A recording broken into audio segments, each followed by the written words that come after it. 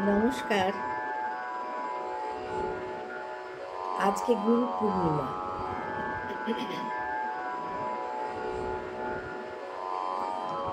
আমার এই দীর্ঘ জীবনযাপনের মধ্যে অনেক গুরুর দর্শন আমি পেয়েছি, সেটা আমার পরম ভাগ্য। যেমন মোহনানন্দ ব্রহ্মচারী, খ্যাপা বাবা, তারপরে আনন্দময়ী মা, শ্রী শ্রী সত্য সাই বাবা। এনাদের আমি দর্শন পেয়েছি, কয়েকজনকে আমি গানও শুনিয়েছি। তাদের আশীর্বাদে আমার জীবনটারই হিলেছে, কিন্তু ডোবেনি। কিন্তু আমি মনে করি সবচেয়ে বড় হলেন গুরু আমার মা, আমার জননী। কারণ তার জঠর থেকে বেরিয়ে তার কাছেই আমার শিক্ষার শুরু।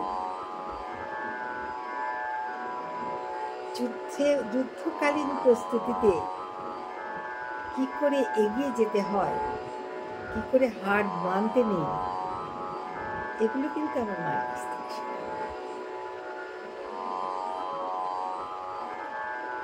তোমরা বন্ধু, তোমাদের আমার বলতে কোনো দ্বিধা নেই। আমার জীবনের মধ্যভাগে এমন একটি ঘটনা ঘটে, যে ঘটনাটা এখনকার দিনের মেয়েরা হলে কি করতো আমি জানি না, কিন্তু তখন এই ঘটনাটা খুব আমার কাছে চ্যালেঞ্জিং ছিল। আমি গড়িয়ায় বিডি মেমোরিয়ালে পড়াতাম। সেখানে আমার একটা জগৎ। আমি গান শেখাতাম কলকাতায় বিভিন্ন জায়গায়, সেটা আমার একটা জগৎ। এবার এমন একটা সময় এলো যখন আমার গান দেশ পত্রিকায় আমার গানের প্রশংসা বেরোল।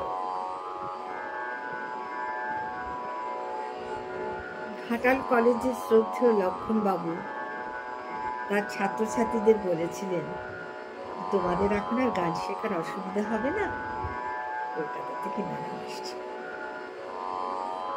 সুতরাং তার কাছে আমি কৃতজ্ঞ এই কারণে যে তিনি আমার ক্ষেত্রটা প্রস্তুত করে রেখেছিলেন। তিনি ভালো থাকুন, ঈশ্বরের কাছে আজকে প্রার্থনা করছি। এখন মা তো গুরু, আমি তো বললামই। তখন সমস্যাটা এমন হলো যে আমার পতিদেব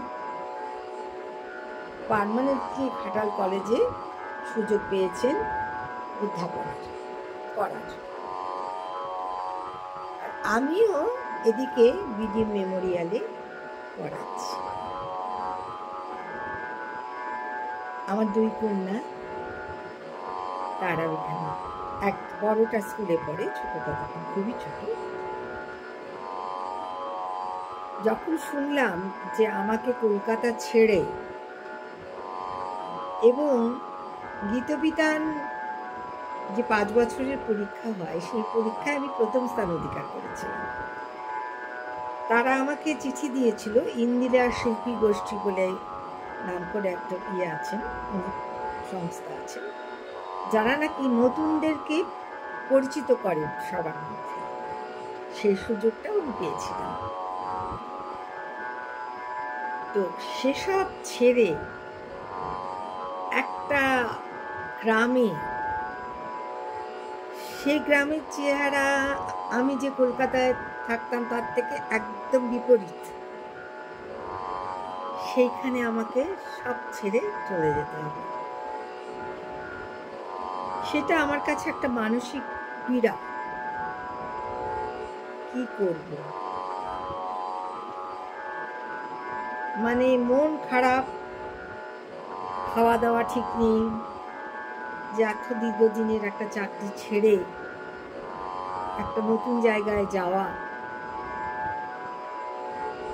এবং আমি এও মানে জানতাম যে আমার পতিদেব কখনো আমাকে কিন্তু সেখানে গেলে চাকরি করতে দেবেন না, কারণ তার ধারণা যে সন্তানরা মায়ের কাছেই ঠিকঠাক মানুষ হয়, আয়ার কাছে নয়। সেটাও একটা চিন্তা। তো ঠিক হয়ে গেছে, উনি ওখানে জয়েন করে এসছেন। তো এবার কি করব কিচ্ছু ভেবে পাচ্ছি না, একদম কিচ্ছু ভেবে পাচ্ছি না। আমার স্কুল থেকে আমার যে যিনি হেড ছিলেন তিনি বললেন, তুমি একটা কাজ করো না, শনি রবিবার চলে যাও। আমি জানি সেটা হবে। তো একদিন খুব ঘাটালে বন্যা, সবসময় বন্যা হয়, সেই বন্যায় উনি ফিরতে পারবেন না। উনি জানিয়ে দিলেন যে আমি ফিরছি না, কারণ এখানে ভীষণ বন্যা হয়েছে, তোমরা কিন্তু রেডি থেকো, আমি তোমাদের ওই সময় আনতে যাব। তা আমি চুপ করে, গালে বড় মেয়ে পড়ছে আর ছোট মেয়ে আমার কোলে ঘুমোচ্ছে, আমি খুব মনটা খারাপ করে বসে আছি। তখন আমি মার কাছে এসেছি। মা বলল, কি হলো তোর? বলে, কি খুব খারাপ লাগছে তোর, স্কুলের চাকরিটা ছেড়ে যাবি? বললাম, হ্যাঁ মা, সেটা তো লাগছে, আমি কষ্ট করে। তখন অবশ্য কষ্ট করে চাকরি পেতে হতো না, স্কুলে ভ্যাকেন্সি আছে বলে গেলাম, যাওয়ার পরেই আমার সমস্ত বায়োডাটাস ওরা দেখলেন, দেখে ইন্টারভিউ নিলেন, নিয়ে বললেন ক্লাসে যাও। এত সুন্দর ছিল ব্যবস্থা। যাই হোক, একটা নিজের আইডেন্টিটি। তখন মা আমার পাশে বসলেন, মা আমার মাথায় হাত বোলালেন। আমি কিন্তু খুব শক্ত ছিলাম, কিন্তু মা যখন আমার মাথায় হাত বোলালেন, তখন কিন্তু আমার অজান্তেই আমার চোখ দিয়ে জল বেরিয়ে আসছে। মা বললেন, দেখ, চিরকাল জানি মেয়েরা সংসার করে, একটা মেয়ের জন্যই একটা সংসার সুন্দরভাবে টিকে থাকে, আর ছেলেরা উপার্জন করে। তো জামাই এত ভালো উপার্জন করছে, তো তুই এই স্কুল নিয়ে এত ভাবছিস কেন? সেখানেও তো স্কুল আছে, সেখানেও তো তুই পড়াতে পারবি। কিন্তু আমি মাকে মুখ ফুটে বলতে পারিনি যে মা, সেটা বোধহয় কোনোদিনই সম্ভব হবে।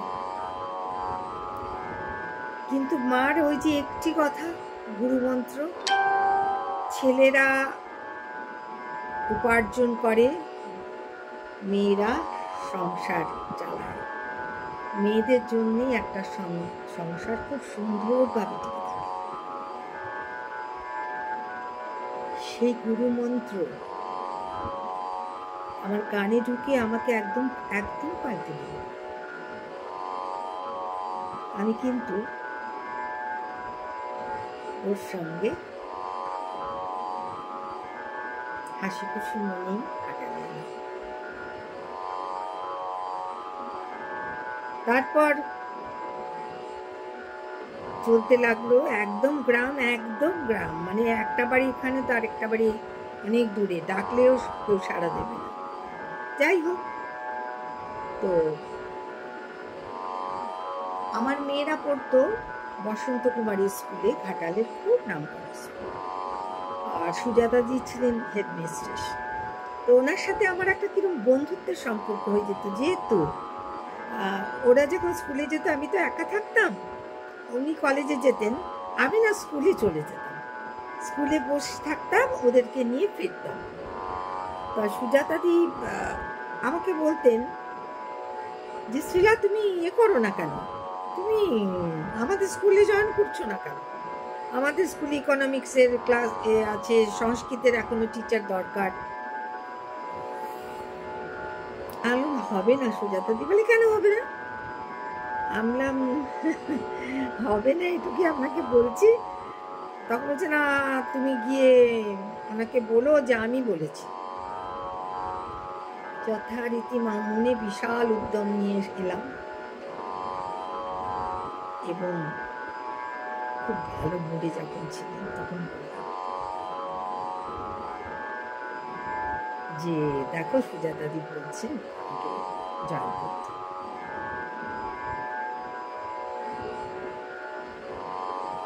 আমার মেয়েরা কোনো মাসি বা আয়ার কাছে সে মানুষ হবে তার মা কাছে। ঠিক তিনিও আমার গুরু, আমার সাহিত্য জগতের গুরু, আমার পথপ্রদর্শক, আমার ঝড় থেকে আমাকে বের করে আনার গুরু। সুতরাং তার কথা তো আমি বলতে পারি না। তাই আজ এই গুরু পূর্ণিমার দিনে আমি আমার প্রতিদেবকেও স্মরণ করছি, আমার জগন্নাথকেও স্মরণ করছি। তাদের মূল মন্ত্রটা এখনো আমি আমার মেয়েদের মধ্যে ঢোকাতে পেরেছি, যে যদি স্বামীর অর্থের অসুবিধা না থাকে তাহলে তোমরা সুন্দর করে সংসার। আমার 2 মেয়ে হাউসওয়াইফ, আপনারা ওদের পাশে